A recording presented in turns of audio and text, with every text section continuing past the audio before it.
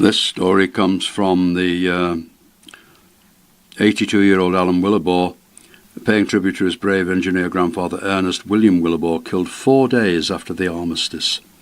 My family originally came from Hinckley in Leicestershire, where they worked as weavers until the 1890s, before they moved to Willesden in North London in search of employment.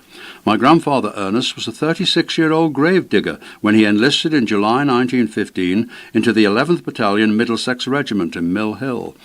But in a strange coincidence, given his previous job, he was transferred in the field to the 180th Tunnelling Company of the Royal Engineers to work as a miner, or the moles.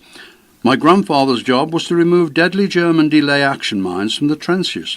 His company were at Saint-Emile during the Great German Offensive in the spring of 1918, when the situation got so dire the Royal Engineers had to fight as emergency infantry. Despite their lack of combat training, my grandfather, along with other men from his section, were awarded the Military Medal for taking dispatches in the field under fire, a brave action that was said to have resulted in excess of 200 enemy casualties.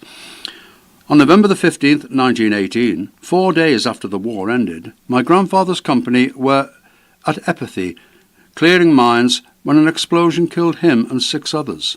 He was 39 when he died, leaving his wife Sarah back in North London to single-handedly bring up their 8 children, whose ages ranged from 2 to 18 years old.